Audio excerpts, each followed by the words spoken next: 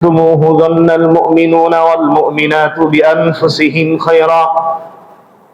তোমাদের মধ্য থেকে যখন একটি দল এই অপবাদ আরোপ করলো, লাউলা ইয সামি'তুমূহু, আর সেই ঘটনা তোমরা যখন শ্রবণ করলে, যন্নাল মুমিনুনা ওয়াল মুমিনাতু বিআনফুসিহিম খায়রা, তোমাদের মধ্যে মুমিন মুমিনাতরা, মুসলিম মুমিন নারী এবং পুরুষরা নিজেদের ক্ষেত্রে কেন ভালো চিন্তা করলে না, ভালো ধারণা কেন করলে না? তোমরা যখন এই ঘটনার কথা শুনতে পারলে, অপবাদ রটানো হয়েছে এটা যখন জানতে পারলে আয়েশার বিরুদ্ধে, সে তো তোমাদেরই অন্তর্ভুক্ত, তাহলে কেন তোমরা ভালো ধারণা করলে না, সুধারণা করলে না? এখানে আনফুসিহিম শব্দের তাফসীর আসছে, লম্বা আলোচনা। সংক্ষিপ্ত ভাবে মূল সারসংক্ষেপ জিস্ট হলো, একজন মুমিন আর একজন মুমিনের খুবই নিকটতম পরম আত্মীয়, রক্তের সম্পর্ক, এটা মূল্যহীন হয়ে যায়। ভাই এবং ভাইয়ের সম্পর্ক কিয়ামতের ময়দানে কোনো কাজে আসবে না। বন্ধু এবং বন্ধুর সম্পর্ক কোনো কাজে আসবে না। পিতা এবং মা পলায়ন করবে, বন্ধু বন্ধুর পরিচয় দিবে না, কিন্তু ঈমানের মাধ্যমে যে সম্পর্ক কায়েম হয়েছে, একজন মুমিন আর একজনের মুমিনের সম্পর্ক, একজন মুমিন আর একজন মুমিনের যে কল্যাণকামিতা করেছে, উপকার করেছে, এর কারণে কিয়ামতের ময়দানে এটার যাজা এবং ওই মুমিনকে সুপারিশের ক্ষমতা আল্লাহ পাক দিয়ে দিবেন। সুবহানাল্লাহ। অনেক সময় ছোট্ট উপকার ইকরাম করার কারণে নাজাতের কারণ হবে। এজন্য রক্তের সম্পর্কের চেয়ে ঈমানের সম্পর্কের দাম অনেক বেশি। আল্লাহ রাসূল একটি হাদিসের মধ্যে বলেন, আল কোরআন রাহিমুন ফীমা বাইনা আহলিহি, যে কোরআন এটা তার আহালদের মধ্যে, পরিবারদের মধ্যে, অর্থাৎ যারা কোরআন পাঠকারী অর্থাৎ মুসলিম, তাদের মধ্যে এমন একটি বন্ধন সৃষ্টি করে। রাহিমুন, রাহিম মানে সম্পর্ক, রক্তের যে সম্পর্ক, বন্ধন। সাধারণত রক্তের সম্পর্ককেই এই রহিম বলা হয়। দেখেন, ঈমানের সম্পর্ককে আল্লাহ পাক, আল্লাহ রাসূল এখানে রহিম শব্দ দিয়ে উল্লেখ করছে, যেটার প্রমাণ বোঝা যায় হযরত নূহ আলাইহিস সালামের সন্তানের ক্ষেত্রে। আল্লাহ পাক বলছেন, ইন্নাহু লাইসা মিন আহলিক, ইয়া নূহ ইন্নাহু লাইসা মিন আহলিক, হে নূহ, আপনার সন্তান আপনার পরিবারভুক্ত না, যদিও আপনার ঔরসজাত, রক্তের বন্ধন আছে, সম্পর্ক আছে, কিন্তু ঈমানের সম্পর্ক নাই। লূত আলাইহিস সালামকেও বলা হয়েছে, আপনার স্ত্রী আপনার পরিবারভুক্ত নয়, স্ত্রীর সাথে আপনার বৈবাহিক সম্পর্ক আছে, তো ঈমানের সম্পর্ক নাই, আপনার দাওয়াত গ্রহণ করে নাই, এই জন্য সে পরিচয় দিতে পারবে না। কিয়ামতের ময়দানে এই সম্পর্কের কোনো ভিত্তি নাই। এই জন্য মুমিনের, একজন মুমিনের সাথে আরেকজন মুমিনের, মুসলমানের যে সম্পর্ক, এটা কিন্তু অনেক, এই নিসবতটা অনেক দামি, এই নিসবতটা অনেক দামি। এই জন্য আল্লাহ পাক বলছেন যে তোমাদের নিজেদের মধ্যে তোমরা যখন এই ঘটনা শুনলে, তখন এটা কল্যাণকর ধারণা কেন করলে না? অন্য জায়গায় আল্লাহ পাক বলছেন, লা তালবিজু আনফুসাকুম, একজন মুমিন যেন অপরকে দোষারোপ না করে, তাকে খারাপ কথা, কটু কথা না বলে। এখানে আনফুসাকুম বলছেন, যে তোমরা, এটার অর্থ হলো একে অপরকে দোষারোপ করবে না, কিন্তু আল্লাহ আনফুসাকুম শব্দ দিয়ে এটার তর্জমা কি হয়, যে তোমরা নিজেদের মধ্যে একজন আরেকজনকে দোষারোপ করবে না। অপরজন মানে কি, সে আপনারই অন্তর্ভুক্ত, আপনার খুব কাছের। এই জন্য এই সম্পর্কের মূল্যায়ন করা, মুমিনদের মধ্যে যে সম্পর্কের ভ্রাতৃত্বের বন্ধন আল্লাহ পাক দান করেছেন, এটাকে মূল্যায়ন করা, সম্মান করা, ইজ্জত করা।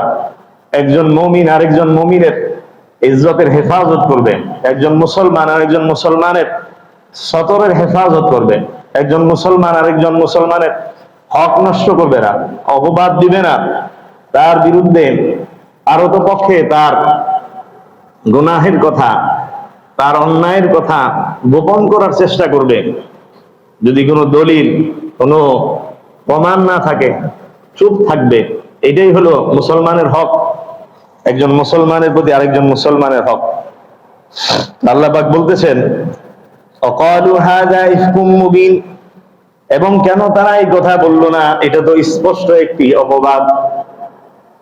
তো এখানে একটি দিক নির্দেশনা হলো, একজন মুমিন, হাদিসের মধ্যে আছে জন্নু বিল মুমিনিনা খায়রা, মুমিনদের প্রতি তোমরা কল্যাণকর চিন্তা করো, পজিটিভ চিন্তা প্রথমেই। কিন্তু আমাদের মধ্যে নেগেটিভিটি বেশি, নেগেটিভ চিন্তাটা বেশি করি, একজনের পিছনে আরেকজন লেগে থাকি, দোষ অন্বেষণ, ছিদ্রান্বেষণ করার আমরা চেষ্টা করি, পিছনে লেগে থাকে। এটা কিন্তু সরাসরি নিষেধ আসছে যে খবরদার একজন আরেকজনের পিছে পড়ো না, আরেকজনের সম্মান হানি করার চেষ্টা করো না, এটা মুসলমানের হক নষ্ট করা হয়। সাধারণত হুকুম হলো কল্যাণকর চিন্তা করা, জন্নুল মুমিনিনা বিল খাইর।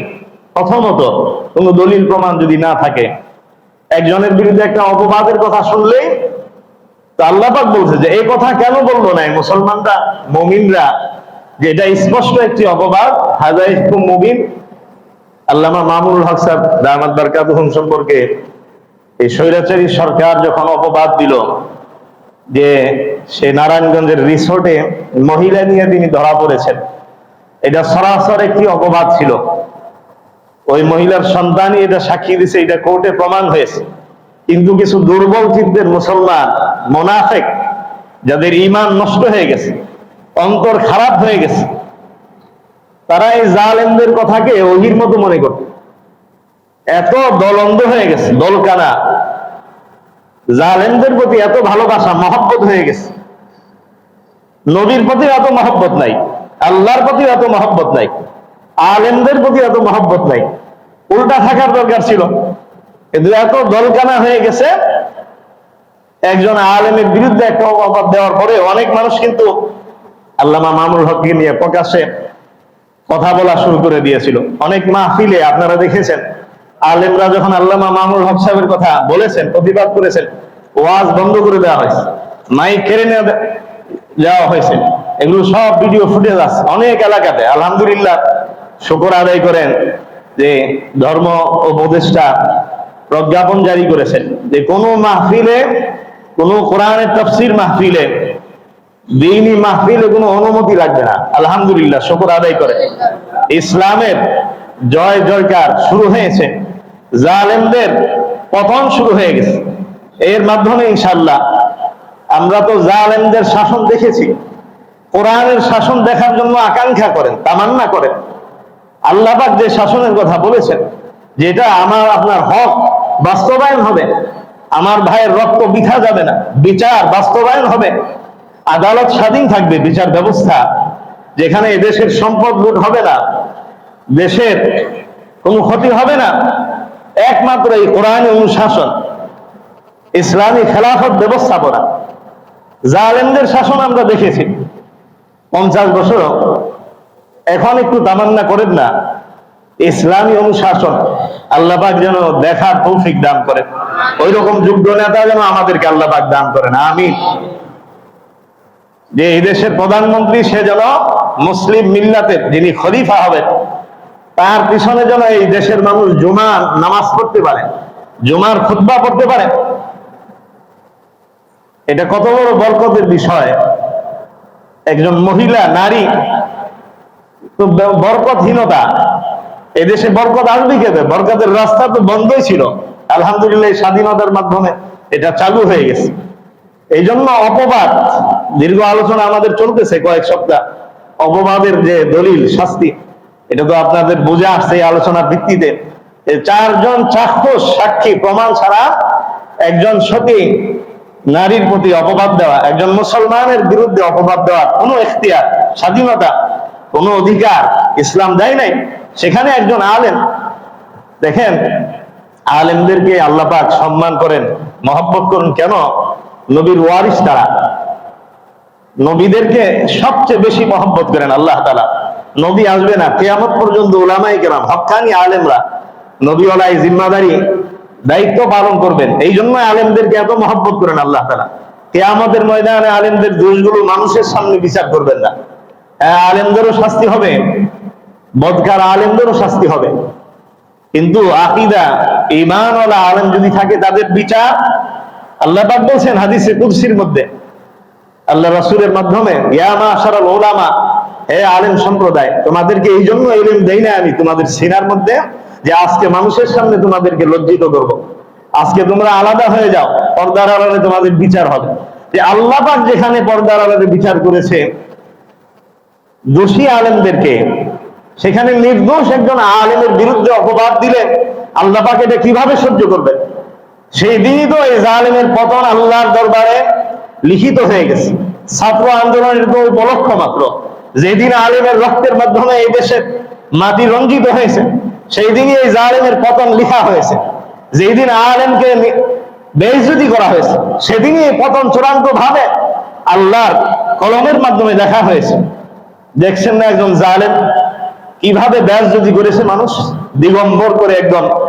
দেখেছেন তো, বর্ণনা দেওয়া এটা কোনো গুনাহ না, যে কুফর, নকলি কুফর, কুফর নিস, শিক্ষার জন্য বর্ণনা দেওয়া যায় যে জাইঙ্গা পড়ে তাকে পিটাইতে পিটাইতেই করছে।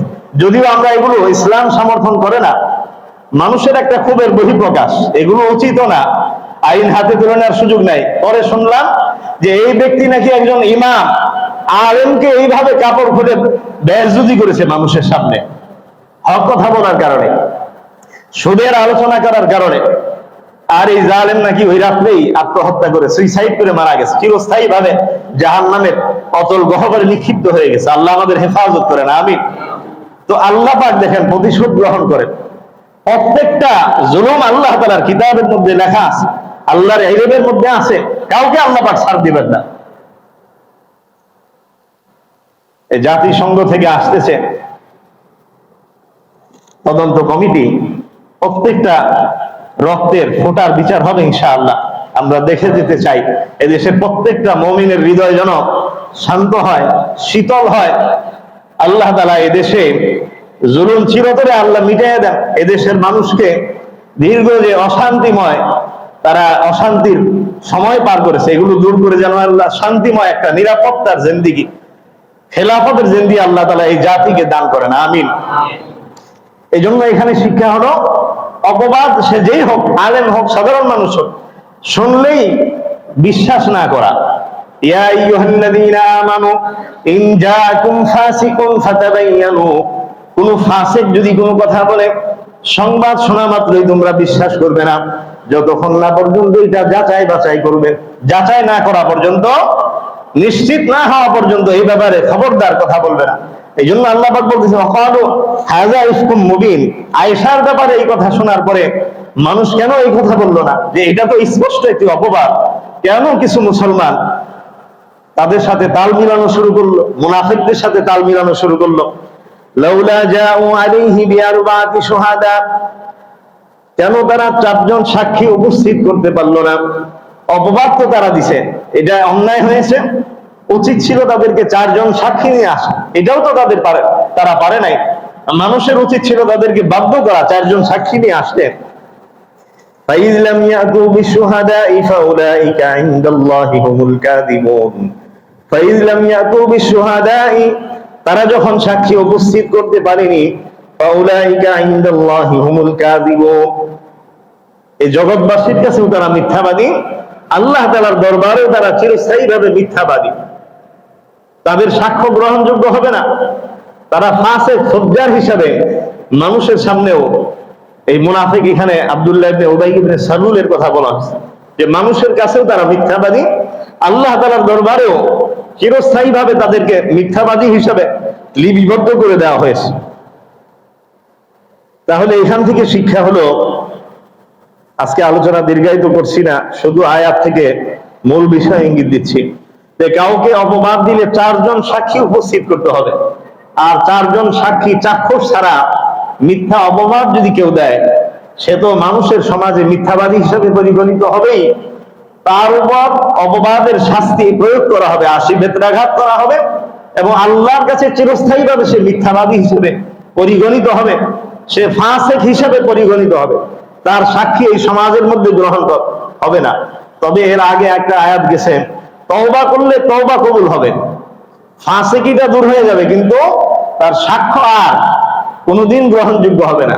তার এই সিল সাপ্পর লেগে যাবে যে এই সৎ একজন মানুষকে অপবাদ দিয়েছে, যারা আলেমদেরকে এইভাবে কলঙ্কিত করেছে তারা এই জাতির কাছে চিরস্থায়ী ভাবে মিথ্যাবাদী, কলঙ্কিত, জালেম, স্বৈরাচার।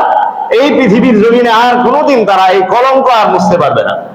হয়তো বা তওবা যদি আল্লাহ পাক কবুল করে, বিচারের শাস্তি পাওয়ার পরে, বিচার হওয়ার পরে তওবা কান্নাকাটির পরে খালেস তওবা হলে আল্লাহ যদি কোনোদিন তওবা করে সেটা ভিন্ন কথা, কিন্তু এই জাতি তাদেরকে আর কোনোদিন তাদেরকে গ্রহণ করা উচিত হবে না। কিন্তু এই জাতি তো এমন এক জাতি, ভুলে যায় সবকিছু। এই জাতি সবকিছু ভুলে যায়।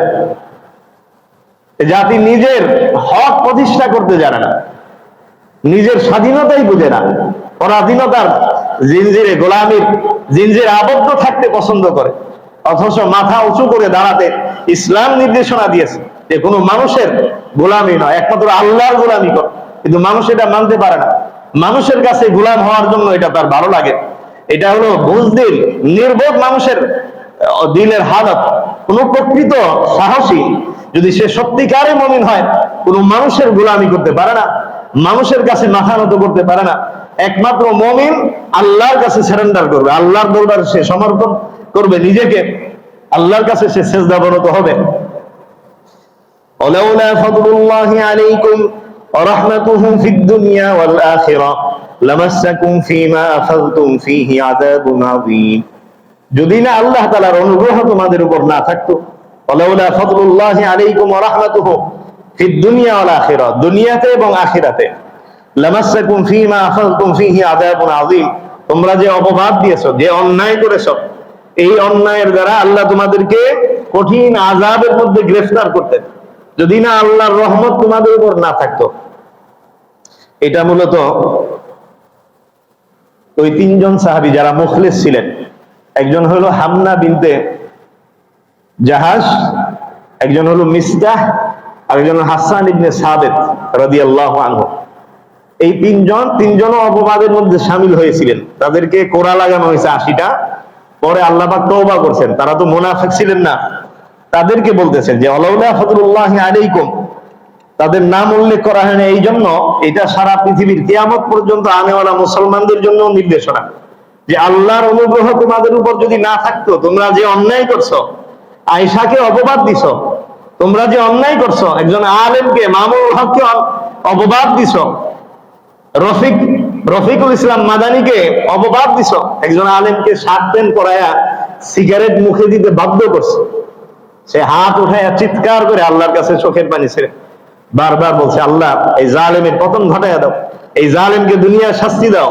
সে বর্ণনা দিতেছিল দুই হাত উঁচু করে, এবং মহিলা আইনে তার সাথে বসায়া জোর করে জবরদস্তি করে এই জিল পারে তার ছবি তুলেছে, যাতে তাকে ভয় দেখানো হয়েছে যে এই ছবি প্রকাশ করা হবে, তোমরা যে আলেম ওয়াজ করে বেড়াও, জাতির সামনে তোমাদেরকে কলঙ্কিত করা হবে। যে এইভাবে কত আলেম এইভাবে আপনার অন্ধকারাচ্ছন্ন জেলের সেই কুঠুরির মধ্যে, আয়না ঘরের মধ্যে আছে। আল্লামা জসিমউদ্দিন রহমানী 13 বছর যাবত, ওই যে রাজীব ব্লগার, যে ব্লগার রাজীবকে হত্যা করেছিল কিছু যুবক, অথচ হত্যা করা প্রত্যেকটা মুসলমানের উপর ফরজ ছিল। এই রাজীবকে, এই রাজীব কি করছিল? আল্লাহ রাসূলের চরিত্রে হাত দিছিল, আল্লাহ রাসূলের বিরুদ্ধে কলম ধারণ করেছিল।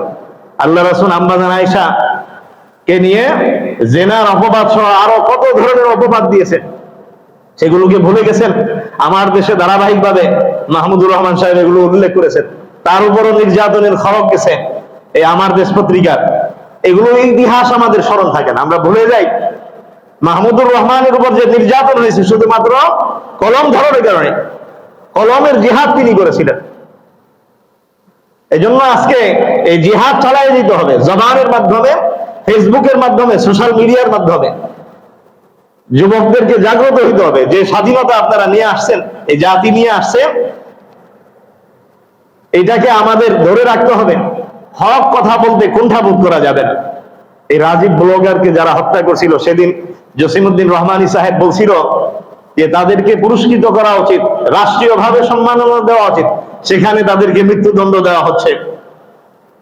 এই কথার কারণে তার উপর মিথ্যা অপবাদ দেওয়া হলো যে এই হত্যাকাণ্ডে তারও হাত আছে। নাউজুবিল্লাহ। 13 বছর যাবত আজকে সেখানে ধুকে ধুকে সে মরতেছে।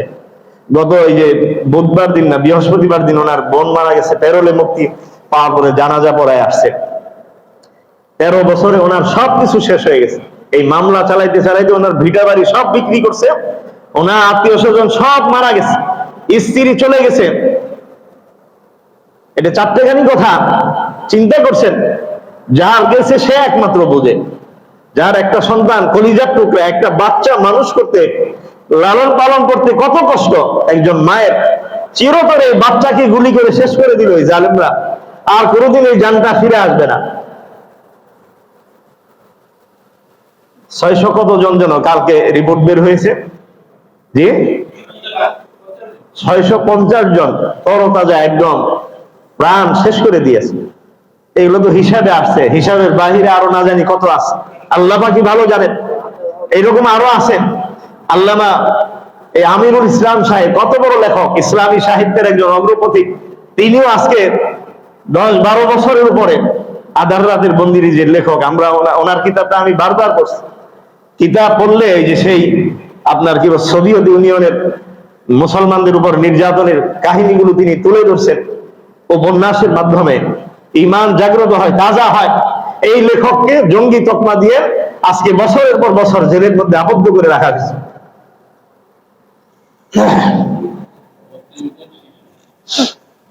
জি 32 জন শিশু, 73 জন, 16 জন হাফেজ সহ 73 জন হাফেজ আলেম। একজন আলেম পুরা জাতি মিলে তৈরি করতে পারবে? একজন হাফেজ তৈরি করতে পারবে?